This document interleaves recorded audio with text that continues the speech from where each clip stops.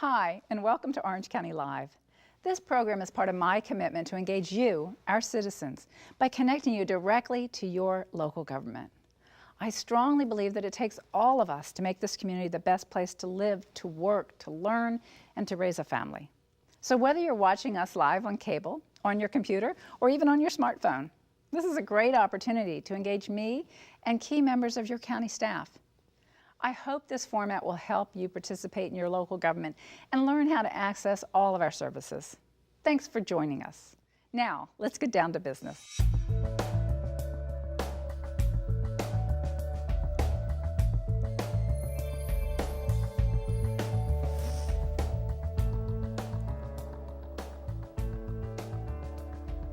Hello, I'm Laureen Martinez. Welcome to Orange County Live.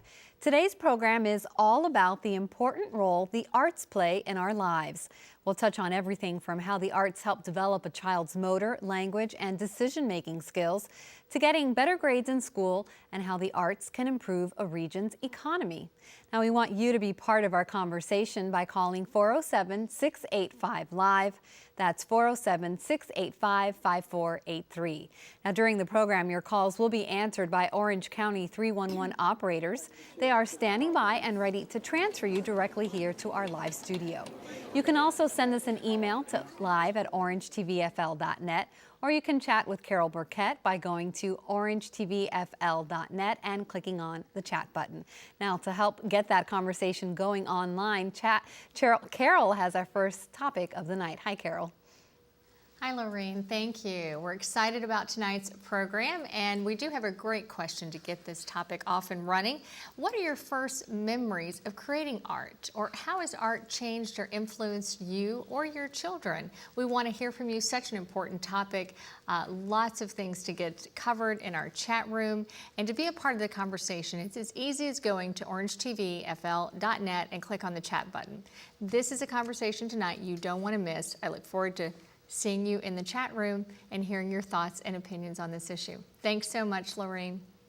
All right, thanks, Carol. Now remember, throughout the program, you can call us at 407-685-LIVE. In recent years, schools in the United States have shifted heavily toward Common Core subjects of reading and math. But what about the arts? Studies show simple creative activities are some of the building blocks of child development. Today, learning to create and appreciate visual aesthetics may be more important than ever to the development of the next generation of children. So let's start out by discussing how the arts help a child develop the skills needed to succeed in life. Now, joining me is Dr. Mary Palmer. She is president of Mary Palmer and Associates, an expert in the field of art education. We have Scott Evans, who is the coordinator of visual performing arts, physical and health education for Orange County Public Schools. And Jennifer Bonner is here. She is the children's theater coordinator for the Orlando Shakespeare Theater. So thank you so much for being with us. We really appreciate your presence here. So Dr. Palmer, let's start with you. What type of developmental skills do young children learn by being involved in the arts? Well, the arts are immersive and really touch many, many facets of childhood development. And the early years are really critically important for engagement with the arts. And as we think about the arts, we're really thinking about music, drama, dance, and visual arts. And the arts get into our senses, and that whole experience of awakening your senses is something that the arts do for children, because we have to see in order to engage with visual art. We listen and use our ears to engage with music or dance, and certainly the great movement aspects that dance provides, and drama gives a whole lot of opportunity for engaging their bodies and working in that way. But these developmental skills go beyond the feeling of their senses. Mm-hmm. The developmental skills also are really engaging little children's brains. And we know that at this early age, brain development is really at its peak. And so we want to fill those brains with lots more synapses, mm-hmm. so they can be even better brains. And the arts now, we know, actually are building better brains for children. And so we experience all of that kind of thing in these developmental skills. So is this why when I sing and dance in front of my 7-month-old, he is just enthralled? Absolutely. So it's never really, it's never too young, really. Absolutely. No. In fact, the Hungarian composer educator Zoltán Kodály said that a child's music education begins 9 months before the mother is born. And so what you are bringing to your child is really critically important, and 7 months is definitely not too early. And Scott, you wanted to jump in there. Well, yeah, there's some research too that shows that from birth to about 9 years old is really the critical time for young people to have those music experiences, arts experiences. It really establishes a foundation for them to continue on in the creative arts as they go. So really, it's never too early to start. Well, can you tell us what the Shakespeare Theater does for children? Wow, we have so much. Where do you begin? Where do we begin? We have a field trip program. We have school matinees of what we call theater for young audiences, and that we sort of focus on grades pre-K really to 2 or 3. We have classes throughout the year. We have summer camps for all ages in many, many different subjects. Last year we had a really great collaboration with Mary Pope Osborne and her Magic Tree House book series, and we did the world premiere of A Night in New Orleans, a Magic Tree House adventure, and she came, and it was a very big collaborative effort between the Orlando Shakespeare Theater and Orange County Public Schools and Mary Pope Osborne and her foundation and JetBlue. And we actually provided tickets to all 4th grade, I believe. 4th grade Title I. 4th grade Title I students in Orange County to come and see our show, and then they all left with a copy of Mary Pope Osborne's book.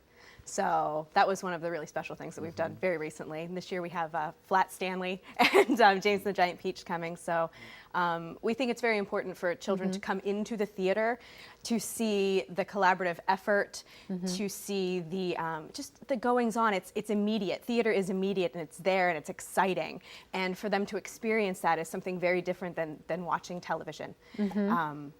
And an important piece of what Jennifer talked about too is that we gave the kids an experience before they went to the theater. So they actually read the book beforehand, talked about the characters, so they knew what they were going to see and knew more about what they were going to experience. So it was a much more engaging experience. And then they got to see this book that they read come to life on the stage. So it really is such an immersive experience that starts in the classroom, reading the book, to actually seeing it on stage, and then coming back to their classrooms and having discussions about what they saw and experienced. So it's almost like their imagination kind of coming to life, and then they're able to interact and talk about it with other children. We have a wonderful program too that Mary helped us create called Magic Tree House Alive, which is a workshop that goes into the schools, and the students in the classroom create their own Magic Tree House book. So it keeps their imaginations going. They come see the play, they read the books, then they have the workshop in school, and it's engaging constantly. So can you talk about kind of the social and the emotional skills that get developed through the arts? Absolutely. I mean, this is another avenue. The arts are actually very social. And so when children sing, they sing with someone. When they dance, and you know, when your baby came home, your baby's, one of his, for her, first reactions was moving. They move and they wiggle, and that's a foundation for dance, and how we can interact with that baby to help that baby respond to the sounds. We dance with the baby, and it forms a bond between parent and child, and between grandparent and child.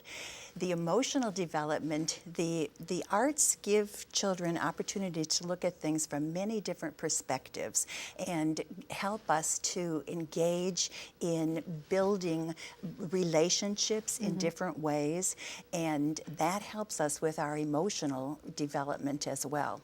Okay, so how do you know when is a good age to get them into kind of a program or a more organized kind of setting with, whether it be, you know, music lessons or dance lessons? What's a good age?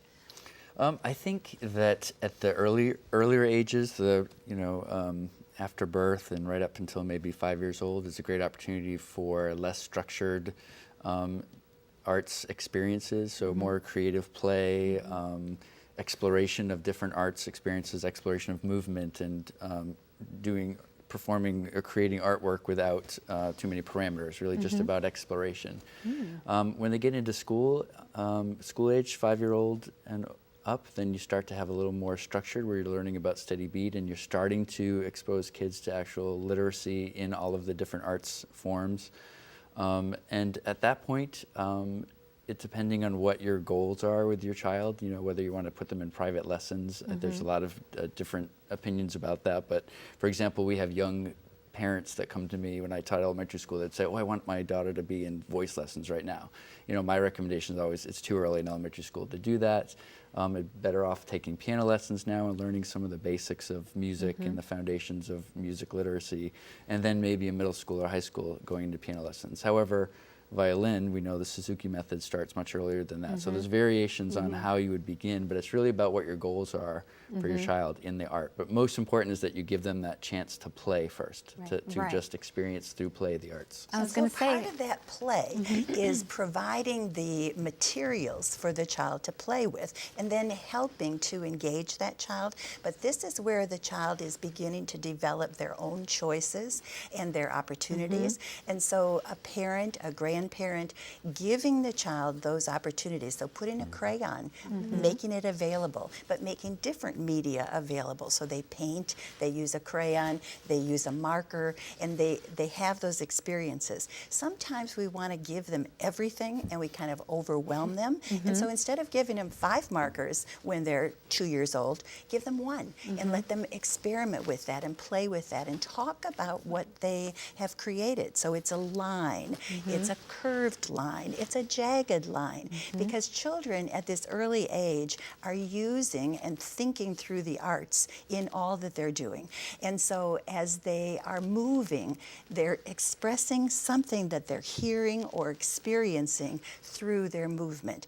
They imitate their parents' voices. They imitate I hope my son doesn't imitate my voice. He will. They imitate what they hear and then send it back. And so that kind of engagement really helps their social development as well and brings them in to become a part of what's going on and help language development. Yes, absolutely. Yeah. Well, let's take our first caller for the segment. We have Lorenzo on the line out in Windermere. Hi, Lorenzo. What's your question? Good afternoon. Listen, I really enjoy this program. Has any research been done that suggests a child can experience a catching up effect, let's say if they wait until middle school or later to be exposed to the arts? I believe you said a catching up A effect. catching up. So do you have to start at this early age? I think is what Lorenzo is kind of interested. It is great if children do start at an early age, but can they catch up in middle school? Can they catch up in older life? Absolutely. Absolutely. It's a matter of becoming involved. There might be a longer learning period if they start later, but no, you have not lost the opportunity. It's still good. It's still there. That's what's so wonderful about the arts. You can anytime, just try, you can jump in at any point. I personally am teaching myself how to play the piano right now because I've always wanted to. So it's something that you can do at any point, and like Mary said, it just might take a little longer sometimes because our brains aren't quite as much like sponges. But Exactly. And you don't have to be a prodigy, you have to just enjoy it. So you have to enjoy it, and you have to not be afraid to fail. That's what's so wonderful about the arts. You cannot fail. You have to be brave enough to try, and we encourage that. And we encourage mistakes because that's how you learn. That's what I think so wonderful about them. Well, let's check in with Carol, who's over in the chat room. Hey, Carol, what's the discussion been like online? Hi, Laureen. We've had some great dialogue in our chat room already with people recollecting their first experiences, from viewers talking about finger painting, which was one of mine, by the way, no Picasso here, but to band. And we had one of our chat room viewers talking about playing an instrument in elementary school that led to middle school, high school. And what was really neat is it turned into a music scholarship and helped pay for a large part of his tuition. And I think that sometimes not fully realized when we do participate in the arts, there's some great benefits, and certainly college tuition through a dance or art or music scholarship is a great way to go. So I look forward to more of the conversation. It's such a great topic tonight, and you can join this conversation tonight. Tell us about your art experience at orangetvfl.net and click on the chat button. Thanks, Laureen. All right, thanks, Carol. Well, tell us about your art experiences. How did you all get involved in the arts? And we only have about 3 minutes left in this segment, so. Okay, well, for me, it was starting with wanting to play the piano. In my home, there was a lot of music. I wanted to play the piano, which involved getting a piano. And so we got the piano, and then the piano was the love of my life. Wonderful. What about you? For me as well, my family, both my parents were music educators, and I couldn't wait to get to play the piano. That was my goal, was to learn how to play the piano. I want to be a pianist, and that's all I focused on. So And do you still play the piano? Absolutely, still play the piano, yes. And you're learning, Jennifer, to play I the am piano. learning. I'm an actor. That's my love, and I wanted to be an actor since I was 3, and I watched Linda Carter play Wonder Woman on television. And I told my mom that's what I wanted to be when I grew up, and she told me that I couldn't, that superheroes weren't real, and that she was an actor. And I decided that then that's what I had to be. So ever since then, that's what I've wanted to do. And it's grown since then, so. It was one of my favorites as well. All right, well, I would like to thank our experts for joining us. Some of them will be back. We're going to take a short break, but keep your questions coming. Call 407-685-LIVE. Email us at live@orangetvfl.net and chat at orangetvfl.net with Carol. Stay tuned. We'll be right back with more Orange County Live.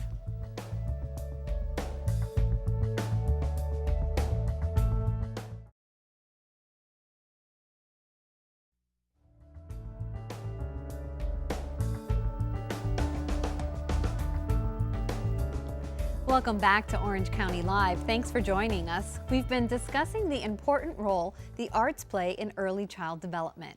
Now we'll discuss how exposure and participation in the arts helps improve academic skills.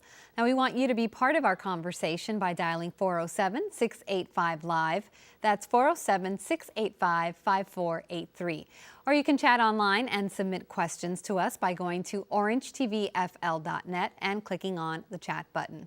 Now, returning to this segment is Dr. Mary Palmer. She is the president of Mary Palmer & Associates. We have Scott Evans, who is the coordinator of Visual and Performing Arts, Physical and Health Education for Orange County Public Schools. And Jennifer Bonner is back joining us. She is with the Children's Theater with the Orlando Shakespeare Theater. She is their coordinator there. Now, research shows that the arts support crucial development skills in creativity, critical thinking, collaboration, and communication.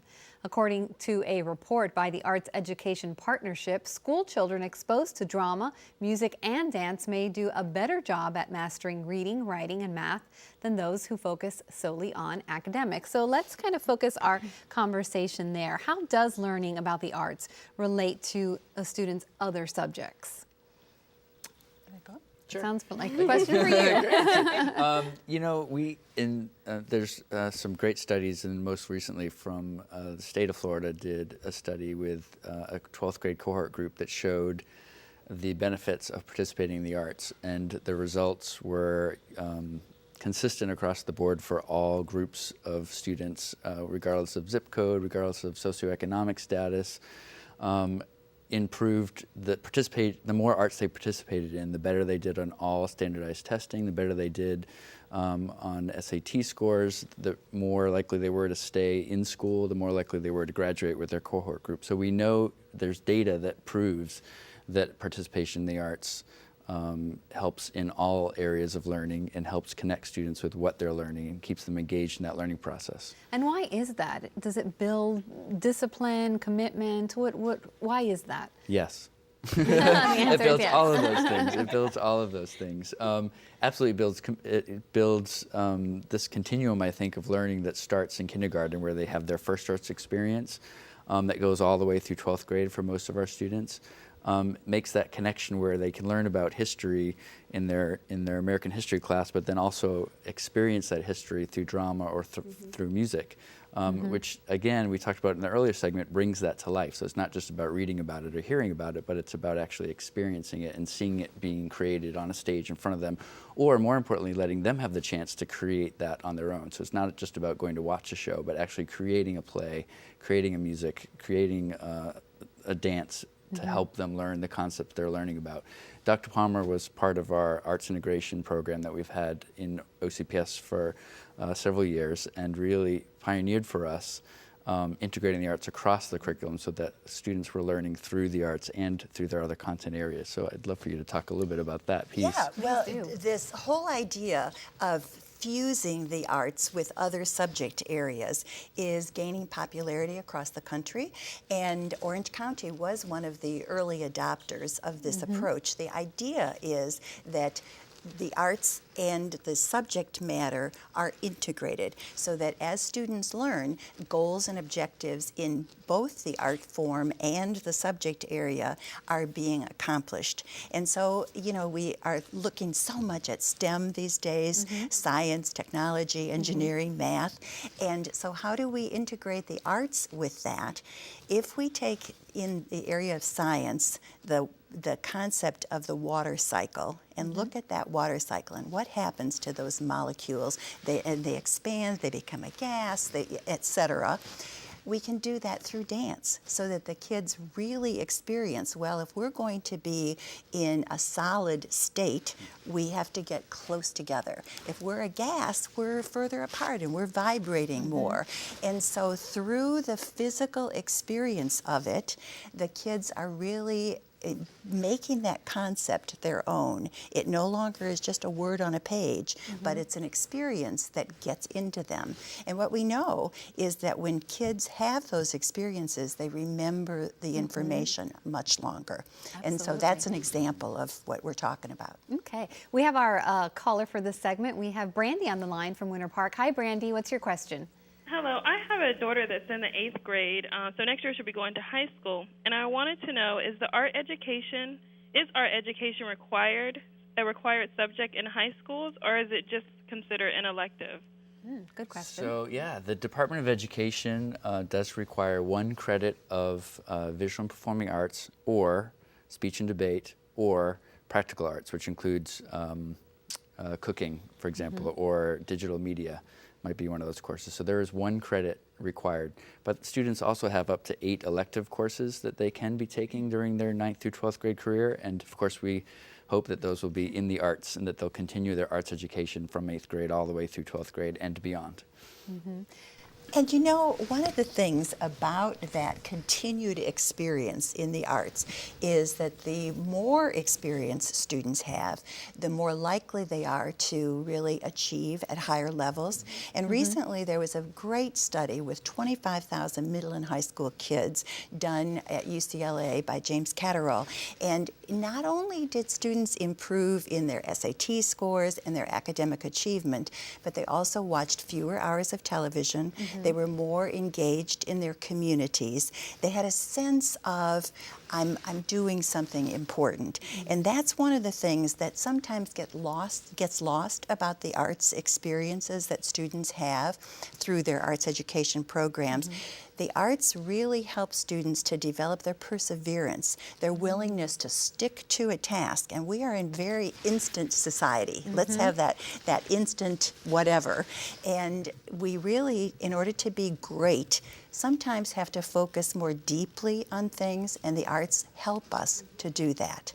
How do you integrate, talking about our digital world that we live in and that instant gratification, how do you incorporate, kids are on their cell phones even at an early age now. How do you kind of integrate the world that they're growing up in now that is so different even from how we grew up in when it comes to integrating the arts in school?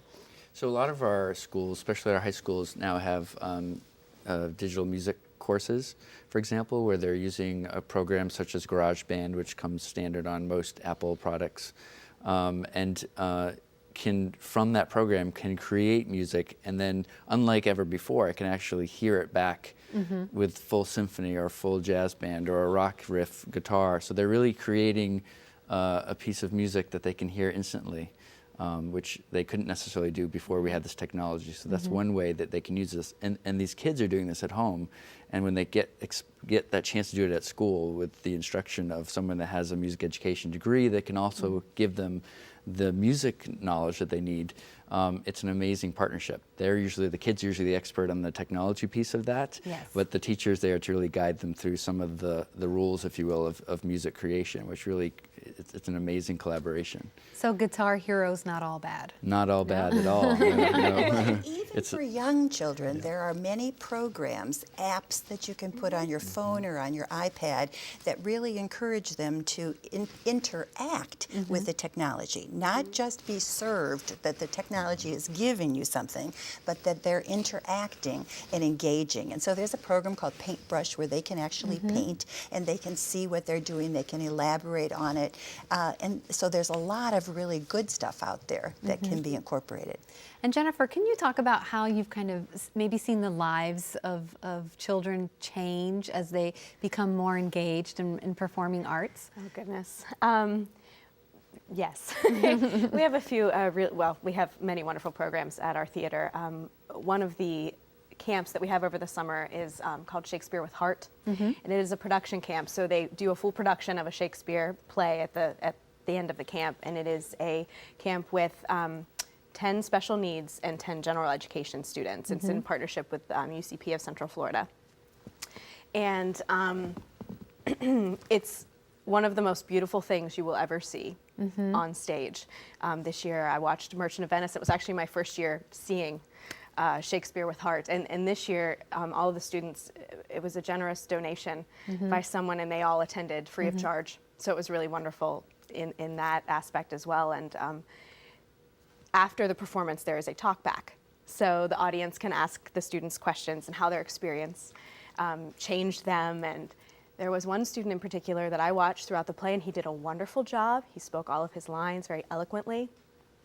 And when he was speaking in the talk back, he was stuttering to the point that you almost couldn't understand him. But when he was on stage and when he was speaking Shakespeare, none of that was there. And it really is just so transformative sometimes. And it's wow, that's amazing. It's a really beautiful thing. And I have a million stories like that, but that one just really made my heart very happy this summer when I saw that. So when you hear stories like that, it's just when you get back to, what age should a child, start to, excel at an art. But what if they really love it, but they're not great at it? How do you kind of help them cope with that? I took piano lessons for many years, and I was never a good pianist, but I loved it. And, sometimes it kind of made me feel not that happy when I couldn't be as good as I thought I could be. So do you experience that? How do you help children through that kind of experience?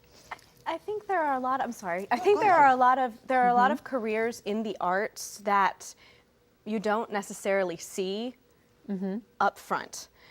When I was with the Orange County Arts Education Center, we actually had a program called Careers in the Arts, in which we showed students that there's marketing and there's education and things like that, where if you're involved in the art itself, you love playing piano. You're never going to be a concert pianist. No. But perhaps you could teach it, or perhaps you could market at the Orlando Philharmonic or something like that. There are other ways to be involved in the arts, and I think that paying attention to what you enjoy and also what you excel at are very important, and you can put those together and you can still be in the arts. Absolutely. Well, let's check in with Carol in the chat room to see how the conversation is going online. Hey, Carol. Hey, Laureen. We started off this segment with a poll this time. So we asked our chat room viewers, do you encourage your children to participate in the arts? And that could be band, theater, dance, creative clubs. We had so many ideas. And do you see improved grades or positive behavior when they do participate? And we had a resounding yes, 100% said that. Yes, I knew that would get a round of applause. And a question would be, how can we get even more parents that would love to have their kids participate, but maybe they don't have the funding? They love to put that first set of paintbrushes in their hand or get them into a dance class, and That could be a question to throw to our experts on how we could provide some resources to those parents that would love to get their kids involved in our arts, because we have so many wonderful programs here. Thank you, Laureen. There are Thanks, many, Carol. Great. Those are great questions. yes, and And there there are are. many free programs that are available throughout the community. And boy, I really encourage parents and grandparents to take their children to those programs. Don't be afraid to go to the concert in the park. That's the place where the kids can run around and they can dance with the music and they can engage, because at young ages, that's what they do, is they engage. And so don't be afraid to take your children and keep an ear open for the free programs that are available, and there are many. And it's also, I mean, that's another reason why it's so critical that we make sure that we have arts in our public schools, Yes. because that's what delivers and gives access to every single young person in this community. If we have robust arts programs at our schools, then our students are getting those experiences. There's not one instance in any of our programs that are in our schools that if a student doesn't have money, they can't participate. Every student is eligible and every student is welcome, and every student will participate if they want to participate in the arts in our district and in our schools. So that's like the easiest way for us to make sure and ensure that all kids have access to those arts education opportunities. So, you know, when you hear stories on the news, and you see this in parts of the country where arts programs in public schools are cut, what is it that parents can do, that our viewers can do, to continue to support the arts and make sure that that's an important part of their child's education? Sure. I think first and foremost, making sure that the schools that serve their children know how important it is to them as parents, that they are the consumers of education for us. They are the ones that are choosing to go to the schools that they go to, and they need to make sure that the place that their students are learning at knows that the arts are highly valued for those students.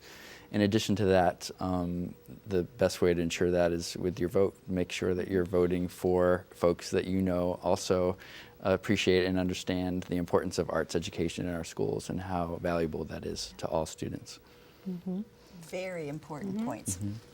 Well, can you talk about how art education has changed over the years? I'm sure it's very different, kind of the concepts of how it was taught, 20, 30 years ago to how they teach it now. Well, when I was a little girl in music classes, Miss Greener came to my second grade and my fourth grade and every grade level. She came and brought her pitch pipe, and we sang songs from a book, and that was it. And now, music education, art education, dance education, theater education is very engaging. And so students are not only experiencing through singing or making the art, but they're also learning the historical context. They're learning the literacy of that art form, whether it's to read music or to understand Picasso's painting. They're becoming literate consumers and makers of art today, which is a different approach from years ago. Yeah, I think really key to what Mary just said is we're giving kids the opportunity to create in those arts classes, which you would just assume that arts classes were creative, but not necessarily. Again, also when I was in elementary school, it was very much, this is the song, ready, sing, instead of now students create the songs, students create the accompaniments to those, students are creating the movements that go along with the song. So it's a much more immersive experience and a much more creative experience. Wow. It's almost collaborative. Definitely Teachers and students collaborative. working side by side and more like colleagues than teacher-student Definitely relationships. collaborative. Yeah. All right, well, I would like to thank our experts for joining us. We're going to take a short break, but keep your questions coming. They're great questions. Call us at 407-685-LIVE. Email us at live@orangetvfl.net and chat with Carol at orangetvfl.net. Stay tuned. We will be right back with more Orange County Live.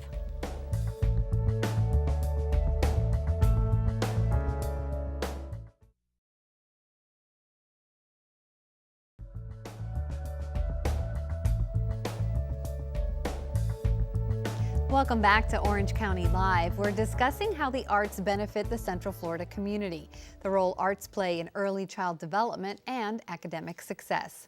Now our conversation turns to how having a thriving arts community affects the economy.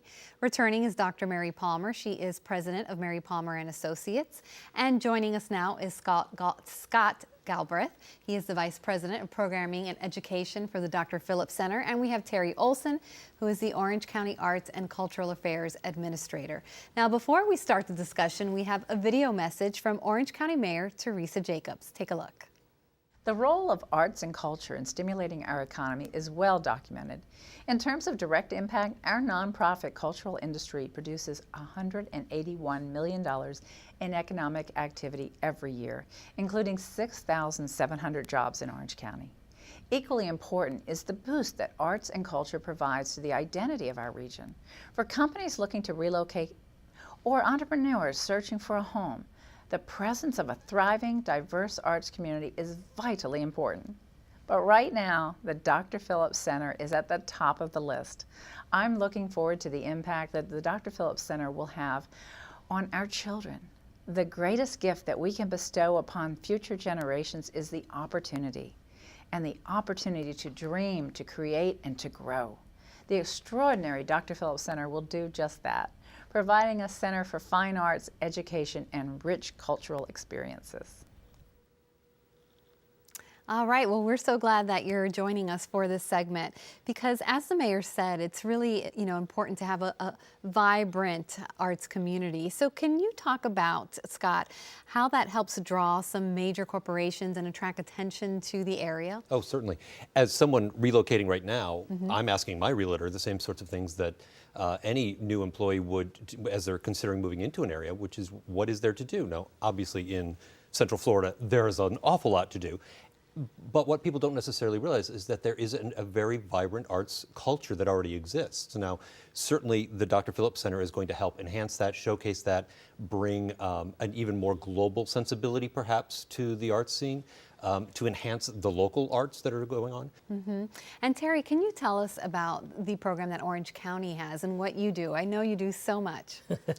Well, Orange County really works to develop the infrastructure and help support for our arts and culture to grow.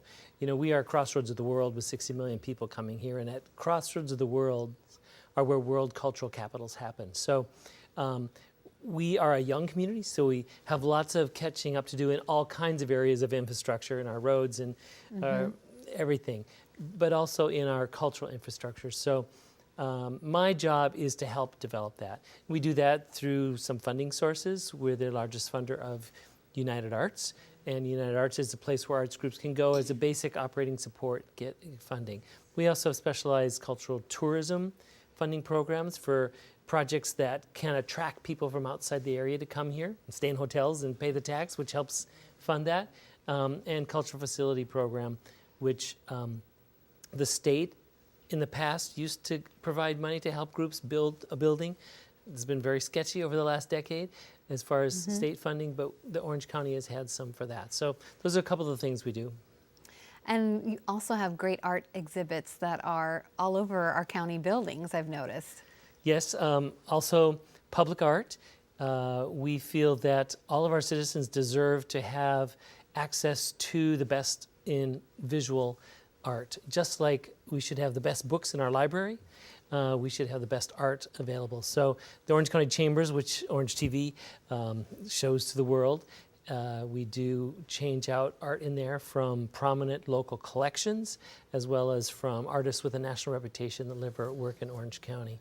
And we work when the county is able to build a new building that's going to have public access to commission site-specific public art for that. Okay. And Mary, I think that Scott touched on something that you were explaining earlier, which is, people who are attracted to the area, coming here for jobs, they're looking for an arts-rich community. But these are people that, yes, they might be good at tech jobs, but they're also probably good at some art form as well. Absolutely. Many of the people who excel in technology have a real interest, and we all know the story of Apple hiring musicians because he thought that was the way to get really creative people. So that happens. And you know, of the Nobel laureates in science, 17 times as many have arts backgrounds as Nobel laureate scientists. So the people who are really excelling in their worlds are arts rich. Absolutely. And Scott, can you tell us what kind of education programs will the Dr. Phillips Center offer for the community? A wide variety in activating the vision of the organization, which is Arts for Every Life. The education programs will really mirror that theme. And in fact, at the moment, we have a program going on that will be associated with our presentation of Georgia on My Mind. We are taking 5 community choirs that are church-based and bringing them together. So while each choir is highly proficient in their own regard, they are now learning how to be one more significant choir, and then they will be integrated into a professional performance. So even that sense of community outreach is an education program unto itself. So there will be adult education programs. We will certainly have within our building a series of classes for not babies, but toddlers on up through seniors. And that'll be everything from singing and acting and dancing, but also African drumming or rock band, or we'll have a Yamaha school for keyboard. And the goal is not necessarily to create the next generation of brilliant artists. I mean, it would be great if we turned out, the next Davis Gaines, who, obviously is a Central Florida favorite who went on to international fame with Phantom of the Opera.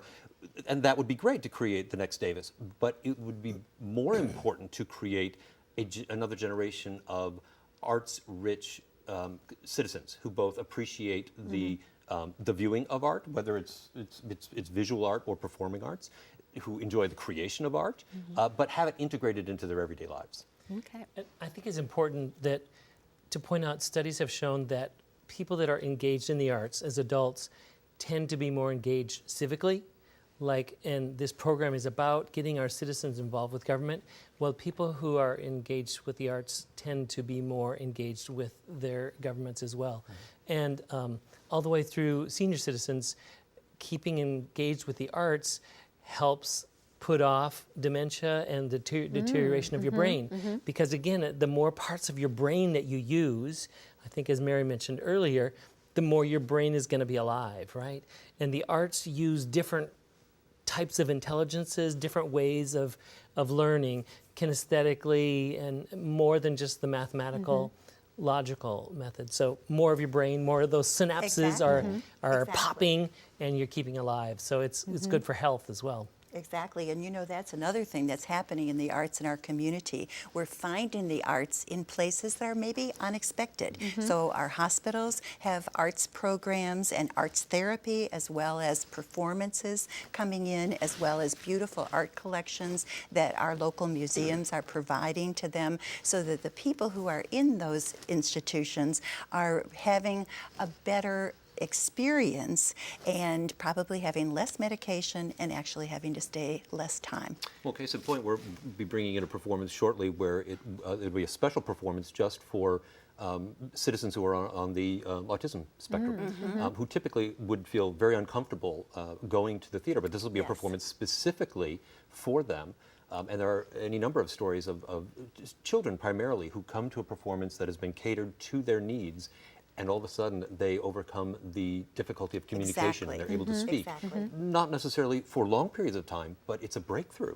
So the medical application of the arts is a new and growing area, but it's so fascinating. So that'll be part of the education programs. And I think that's why our medical school, UCS Medical School, which is one of the most innovative in the country, arts are part of that curriculum for doctors. Really? Not only because it helps the doctors, but it helps in the healing of the whole person.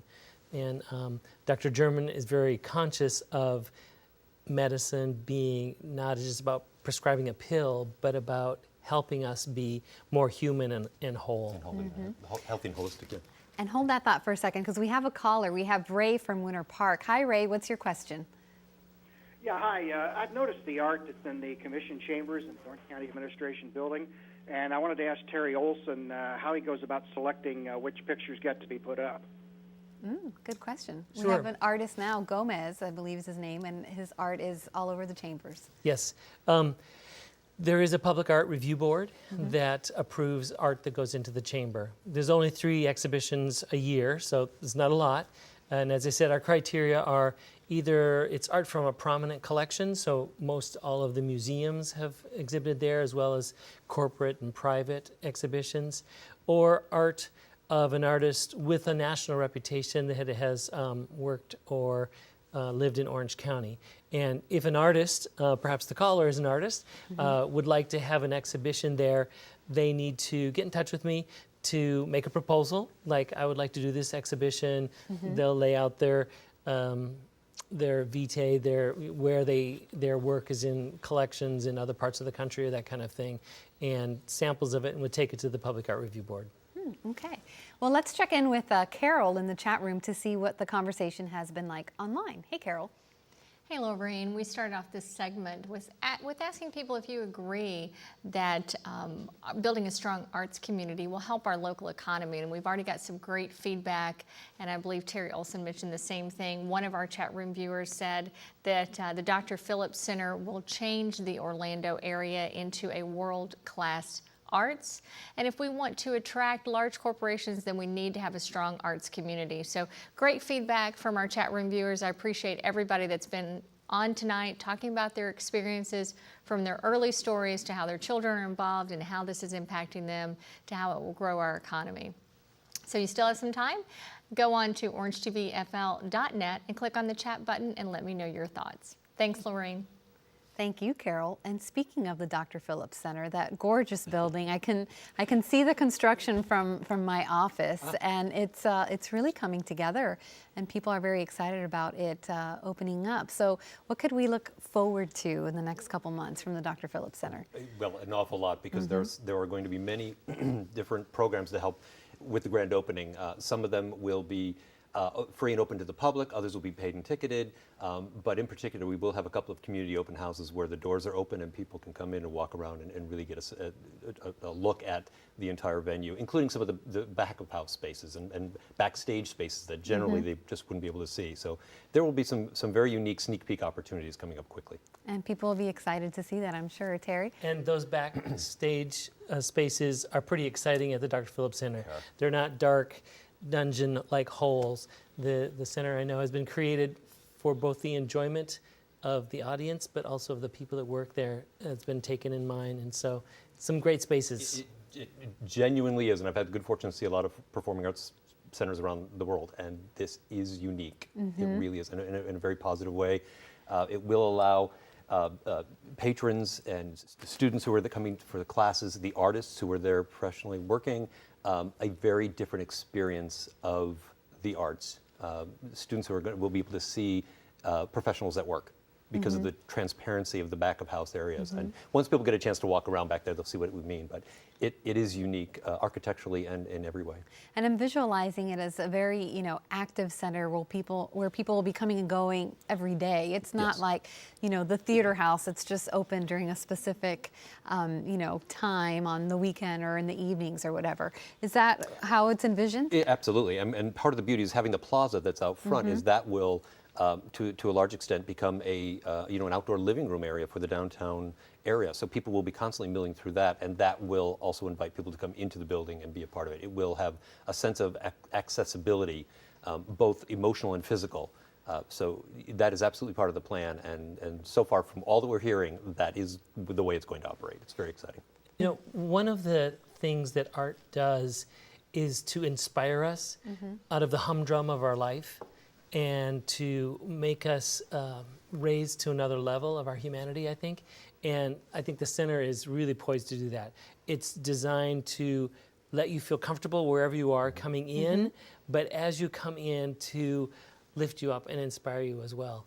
So transport you to a new place. Exactly. Yes. One of the things I'm really looking forward to at the center is happening in April, when the University of Central Florida will take over the center for 2 weeks and kick off that period of time with an amazing performance of Icarus, which is has music created by the great Philip Glass, and the story of the Icarus by Brian Greene, who will be here, and also John Lithgow, who is currently one of our film stars, will be here to read the story. And so I think this will be, it's just going to be so exciting, and the school children will be coming in to perform in the hall just as professionals. And so it's an exciting thing that the community will be able to share in. Well, I think one of the beauties of the building and the organization, the way it's been constructed, is that the building is really there to be a palette upon which the community can paint. And there is a beauty about the lobby areas that is very simple, but the people coming to the theater will bring the color to the space. And so therefore, just by the act of going, you become part of the art in the building, whether you like it or not, but you are part of the art when you walk in the door. It. I think it's also important to note, although this is one grand building for all of our community that I hope everyone will at some time come to.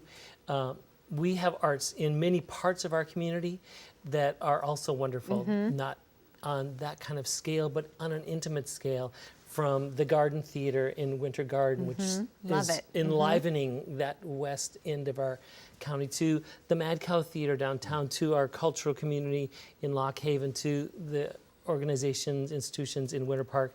There's a lot all over, so there's something for everybody. Yes, there is. Downtown in a grand way, and there's something for everyone in a delightful, intimate way throughout our county as well. And an unexpected way. You can even see the electrical boxes on the street corners are now painted with art, which is just incredible. So there's so much information, so much going on. We just have a short amount of time left, but I want our viewers to know where they can go for information if they want to go somewhere this weekend, or if they're interested in getting their child in a program. What's the best source of information? Well, one of the great sources is the website that is entitled OrlandoAtPlay.com. OrlandoAtPlay.com. OrlandoAtPlay.com. It's a comprehensive website that you can search if you're interested in a play for children, or if you're interested in something wild and racy in dance. You can go and search there and find out what's happening. And there are hundreds of organizations in a broad area of Central Florida that list their things there. So I would suggest going there, and you can even go, and I want to go to a restaurant beforehand if I'm going to the Shakespeare Theater, what's around, and it'll tell you what's around, it'll give you a map. It's a great place. It's great. All Plus, right. it has special deals sometimes. Oh, good. Even better. Sweet Yes, and hot. you could sign up for a weekly email that would bring you a number of those free things that were mentioned earlier, as well as special deals. All right, so we'll have to check out that website. You can also go to ocfl.net, the Orange County website, to get more information. So we are all out of time. We hope that you found this program informative. Orange County Live is a monthly program on the fourth Wednesday of every month at 7 p.m., so mark your calendars. Also follow Orange County on Facebook or Twitter to stay in touch. It's been great being with you. The questions that we couldn't get to during this live program will be answered by phone or email. And let me take this opportunity to thank all of our panelists for taking part in tonight's program, and thank you for watching and being part of Orange County Live. Be sure to join us next month and connect with your Orange County government.